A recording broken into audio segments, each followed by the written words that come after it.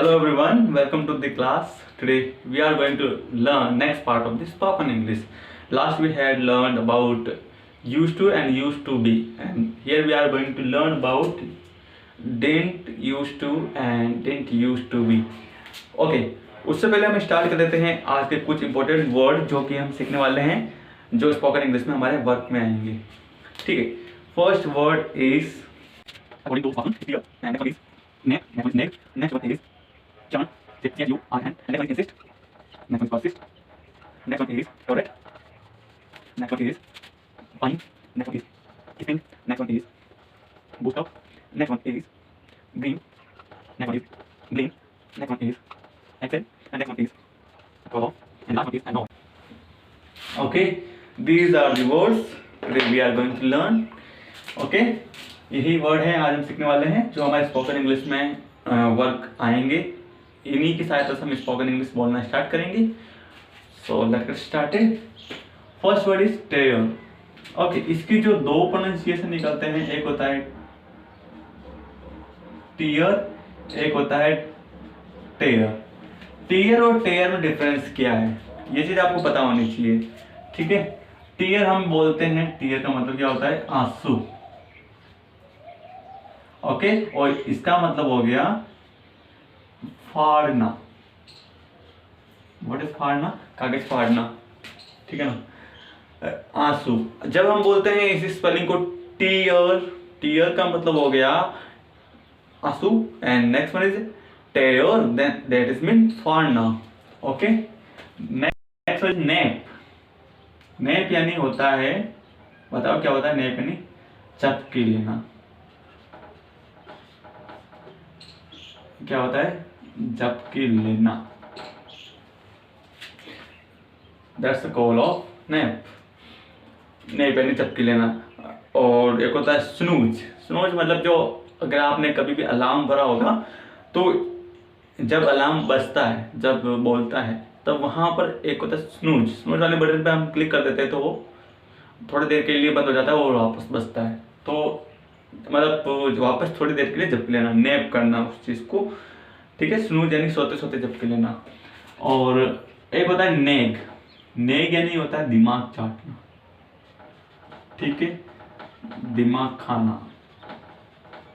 दिमाग चाटना, दिमाग खाना एक ही बात है. नेग करना, नेग यानी एक सांप होता है डसता है, वो हमारा जो दिमाग को डसता है उसको बोलते हैं नेग. इसकी थोड़ी अगर से बोले तो नाग, NAG, नाग. नेक अगर डसेगा यानी तुम्हारा दिमाग खाएगा. चांद. चांद का मतलब क्या होता है, चांद का मतलब होता है बिलोना. और बिलोना एंड बिलोना क्या होता है, ये वे का मतलब होता है छाछ. तो चांद यानी कि बिलोना, जैसे छाछ बिलोना. ठीक है, एक होता है इंसिस्ट, एक है परसिस्ट. और मैं इसको मिटा देता हूँ छाछ को, और इसके पीछे मैं करता हूँ इंसिस्ट. इन दोनों के पीछे कर देता हूँ एक सेकंड. ठीक है, सिनिस्टर. और एक वर्ड और ले लेता हूँ, स्पिनस्टर. स्पिनस्टर, स्पिनस्टर का मतलब होता है कुंवारी, और सिनिस्टर का मतलब होता है भयानक. ठीक है, अब यहां से स्टोरी स्टार्ट होती है. इन दोनों को याद रखने के लिए, इंसिस्ट और परसिस्ट. सिनिस्टर, सिनिस्टर यानी कुंवारी, और सिनिस्टर मतलब भयानक. ओके, मेरी एक बहन है जो कि है क्या है, मेरी एक बहन है, वो है स्पिनस्टर, लेकिन वो हरकतें करती है सिनिस्टर टाइप यानी भयानक टाइप की हरकतें करती है. जैसे कमरे में खुले बाल करके बैठ गई. ठीक है, तो उससे डर लगता है. तो ये दोनों कनेक्ट हो गए. और एक मेरी बहन जो सिनिस्टर हरकतें करती है, तो उसमें हरकतों में क्या आता है, उसकी जिद. तो इंसिस्ट और परसिस्ट. तो इंसिस्ट अगर करती है तो इसका मतलब वो नेगेटिव जिद कर रही है, यानी कि कुछ ऐसी चीज़ों के लिए जिद कर रही है जो ना करे तो भी उसके साथ मतलब ऐसा कोई गलत नहीं होने वाला है ना. और एक है परसिस्ट, और पॉजिटिव अप्रोच के लिए जिद करना कि मेरे को पढ़ाई करनी है, आप मोबाइल ना चलाओ, कहने मत चलो मेरे को पढ़ाई करनी है, तो ये परसिस्ट अच्छा है। इंसिस्ट, मुझे नया मोबाइल चाहिए, मेरे को आईफोन चाहिए। बच्चा आपके पास ऑलरेडी है तो आईफोन की कोई ज़रूरत नहीं है, तो नेगेटिव इंसिस्ट हो गई। तो पिंच यानी कुमारी, सिंस्ट यानी भयानक जो हम बोल सकते हैं, और इंसिस्ट यानी कि जिद करना, दोनों का मतलब होता है जिद करना, ठीक है। लेकिन ये नेगेटिव है, ये परसिस्ट पॉजिटिव है। अब टॉलरेट, टॉलरेट का एक और अर्थ हो सकता है BAR, बेयर। दोनों का मतलब आपको पता है क्या होता है, दोनों का मतलब सहन करना, चाहे बेयर करो या टॉलरेट करो, दोनों का मतलब क्या होता है, सहन करना। ओके, बेरेबल हम बोलते हैं ना कि आई एम नॉट बेरेबल, मैं सहनशील नहीं, ठीक है। अगर मैं तो चलो छोड़ो, कोई प्रॉब्लम है, दिस प्रॉब्लम इज नॉट बेरेबल, ये जो प्रॉब्लम है वो बेरेबल यानी कि सहनशील नहीं है, ठीक है। Next one is pine. Pine का मतलब होता है तरसना। क्या होता है, तरसना, ठीक है। एक सेकंड रुके, देखो पाइन का मतलब हो गया तरसना, और next one is spill. Spill का मतलब क्या हुआ, इसका मतलब हो जाएगा ढोलना, और इसका मतलब हो गया तरसना, ठीक है ना। अब पाइन कैसे तरसना हुआ, पाइन का मतलब क्या हुआ, तरसना। तो किस प्रकार से, देखो छोटा सा है, पाइन करना यानी तरसना होता है। फिर भी पाइन एप्पल से याद रख सकते हैं कि किसी बच्चे को पाइन एप्पल खाने को नहीं मिल रहा है, वो पाइन कर रहा है, तो उस तरह से याद रख सकते हैं कि वो पाइन कर रहा है। और स्पिल यानी ढोलना, एक छोटा सा बच्चा है और शादी का माहौल है, वो वहाँ पर दाल रखी हुई थी, वो दौड़ते दौड़ते उसने उसको गिरा दिया, तो दाल क्या हो गई, डुल गई, तो वो स्पिल हो गई, ठीक है। तो स्पिल यानी ढोलना होता है। बूस्टअप, बूस्टअप के बारे में आपने सुना होगा, जैसे इसका मतलब होता है शक्ति बढ़ाना, किसी को बूस्टअप करना, ठीक है, प्रोत्साहित करना या मोटिवेट करना, कुछ भी कह सकते हैं। बूस्टअप, प्रोत्साहित करना, मोटिवेट करना। देखो एक बूस्टअप आता है जिसको पीने के बाद एनर्जी ड्रिंक होता है, उसके पीने के बाद मतलब एकदम एनर्जेटिक हो जाते हैं। तो बूस्टअप करना है, प्रोत्साहित करना है, सामने वाले को शक्ति प्रदान करना, हौसला देना कि तू ही कर सकता है, यू कैन डू इट। तो दैट इज, हम उसको बूस्टअप कर रहे हैं, है ना। तो बूस्टअप यानी कि प्रोत्साहित करना, शक्ति देना, उसका हौसला बढ़ाना, मोटिवेट करना, कुछ भी कह सकते हैं। ग्रीन, एक होता ग्रीन, एक होता ग्रीन, दोनों का मतलब, ये है ग्लीन और ये है ग्रीन। ग्रीन का मतलब होता है दांत दिखाना,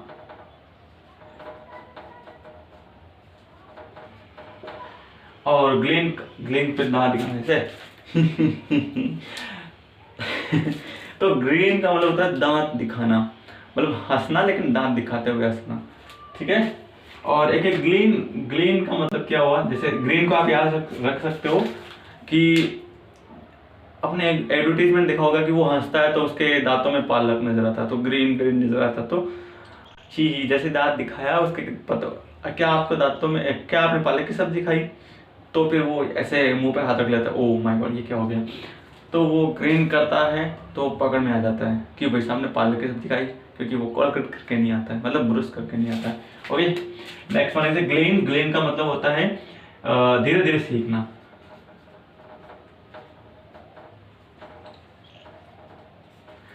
धीरे धीरे सीखना। लाइक मुझे कोई भी चीज़ है वो बहुत धीरे धीरे समझ में आती है, मैं एक बार समझ में धीरे धीरे धीरे फिर एंड में मेरे को समझ में आ जाता है, तो धीरे धीरे सीखने को बोलते हैं ग्लेन।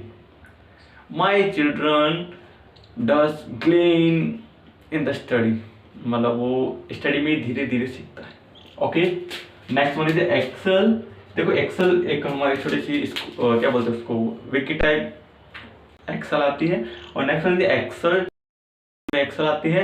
अब दोनों का उद्देश्य देखिए, जो स्कूटी है वो उसके एक्सेल है, उसको हम इस प्रकार से वो आगे चली जाएगी ना, स्टार्ट करने के बाद आगे चली जाएगी। और एक्सेल जो होता है चार्ट, इतनी बड़ी किताब लो, उस किताब में लिखते जाओ लिखते जाओ लिखते जाओ, और उसी किताब को मतलब फॉर्मूले की सहायता से हम एक्सेल में डाल देते हैं, तो वो काम थोड़ा सा हाईली स्पीड पकड़ लेता है, जल्दी से ऊपर बढ़ता है, तो उस एक्सेल का मतलब ये आगे बढ़ने होता है। तो कहीं ना कहीं एक्सेल का मतलब ये होता है किसी चीज़ को आगे बढ़ाना। If you have any skill knowledge तो आप उस चीज़ को एक्सेल करते हो, तो मतलब उस फील्ड में आप आगे बढ़ सकते हो।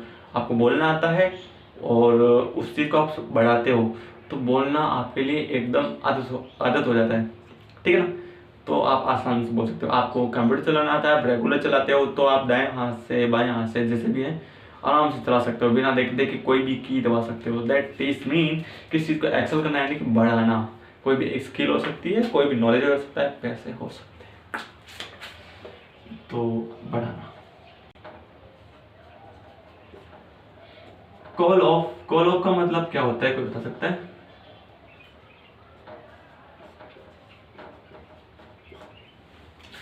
कॉल ऑफ का मतलब होता है रद्द करना। ओके, कॉल ऑफ का मतलब क्या होता है? रद्द करना।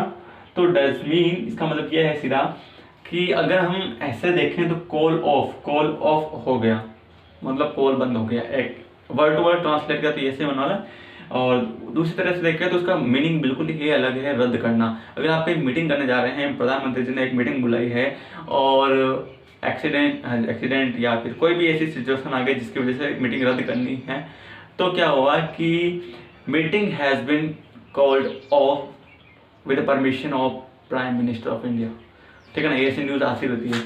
तो दैट इज मीन का मतलब होता है रद्द करना, कैंसिल करना, ना कि कॉल बंद करना। ओके, नेक्स्ट एंड इसका मतलब होता है चिढ़ाना,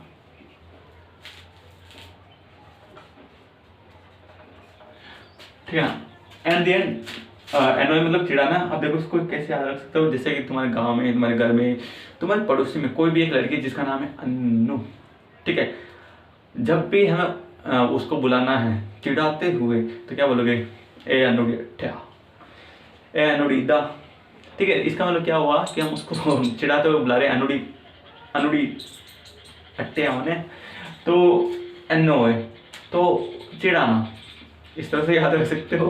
बाकी कोई दिक्कत नहीं, स्पेलिंग कोई एरर नहीं होता। रोज उस लिख के मतलब जब भी कोई वर्ड याद करता हो तो सेंटेंस बनाना जरूरी होता है, ठीक है ना। मैं अगर एग्जांपल नहीं देता आपको अनुडी, तो आप अपने अकॉर्डिंग याद रख सकते थे। बाकी मतलब ये मेरे देने के बाद आप थोड़ा सा इसमें फ्लेक्सिबल हो गए कि आपको ये याद रहेगा, कभी भी आप बोल सकते हो with the hint, without hint. Okay, so these are the word we have learn today. And tear यानी कि फाड़ना, या फिर एक मतलब टीयर यानी आंसू होता है, टेर यानी फाड़ना होता है, नेप यानी जबकि लेना, नेक यानी दिमाग खाना, चर्न यानी बिलोना, जैसे छाछ बिलोना, जिद करना, insist, persist, and the and sinister मतलब भयानक, और स्पिस्ट यानी कि कुंवारी, और स्पिस्टर या सिनिस्टर दोनों में डिफरेंस आप देख सकते हैं। इंसिस्ट यानी कि नेगेटिव जिद, और परसिस्ट यानी पॉजिटिव, पी से पॉजिटिव, और इन यानी नेगेटिव। टॉलरेंट और बेयर यानी दोनों का मतलब सहन करना, कोई भी सिचुएशन है उसको बेयर कर उसमें धीरे धीरे उसमें घुस रहे हैं।